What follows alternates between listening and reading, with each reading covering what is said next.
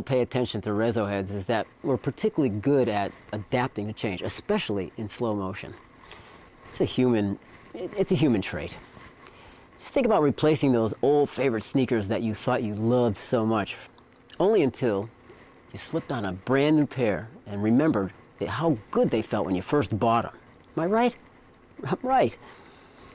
The fact is, we adapt, relearn, adjust without even knowing it. And it's tricky business because sometimes it's good and sometimes it's not so good. But when it comes to Reso heads, in fact, they do wear out from constant vibration, fatigue, even the polyester film drying out. And that will affect your drum sound. They should be replaced periodically. And I would consider every 3 or 4 times you replace your batter head, you have a little alert that comes up and says, replace the Reso head now. The best part, though, is replacing Reso heads presents a great opportunity to experiment with something new, and that can be inspiring. All right, so let's take a look at the options we have for Reso heads. Not a whole lot. First, we have the 10mm single-ply clear head. This is the most commonly used head because it has a wide range of tuning, lots of overtones. It's a sturdy head. To give you a sample of the relationship, you know your snare head, how thin that is? Like, that's 2 to 3 mils. So this is 5 times as thick. I'm going to tap this head for you to give you some comparisons. Listen to it.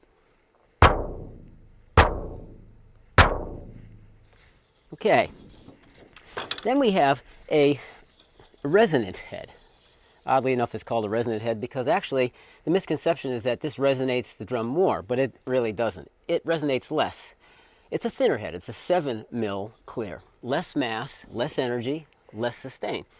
The head will vibrate faster. It's going to sound completely different. But you're also going to find yourself tuning this head more often because of the lack of rigidity in the film. It'll detune. So you got to be ready to get under there and, give it a tweak every so often. Listen to this one now.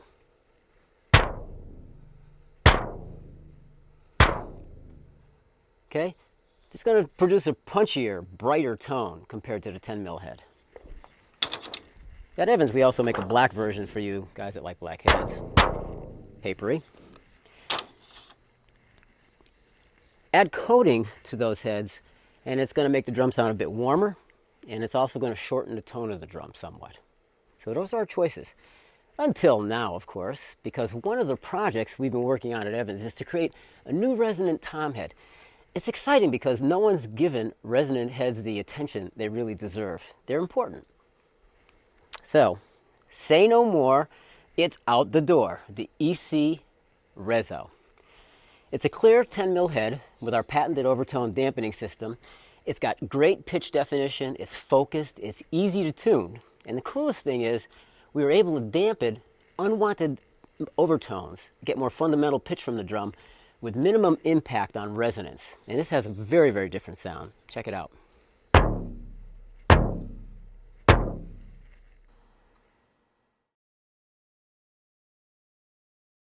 Okay, let's get into some science now to evaluate each head. Please keep in mind, small details make big differences. Now you might want to throw a set of headphones on for this demo. Okay, so I mounted an EC2 on the top of this drum and a G1 bottom. I'm going to hit it half a dozen times for you and take a listen. Let's see what we got.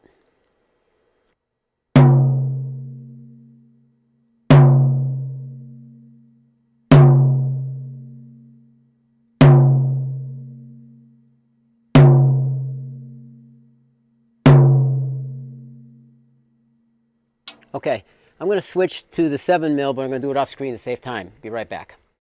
Let's listen to the 7mm resonant head. You should detect a shorter, somewhat brighter tone. Ready? Here we go.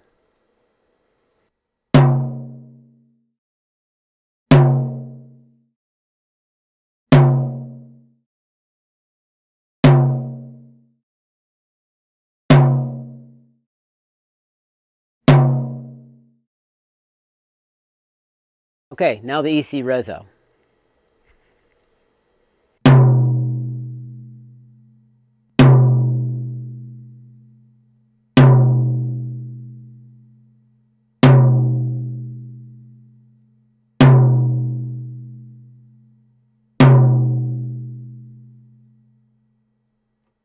That's about it.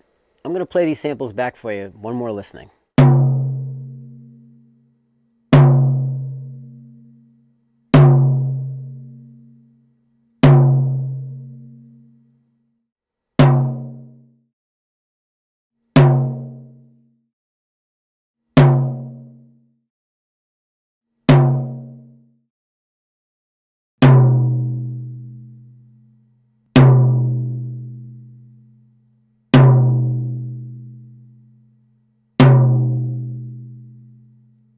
comparing these heads to each other, there's no good, bad, better, or worse. Man, it's like each head has its individual voice. And you have to figure out which one is yours, what works for you.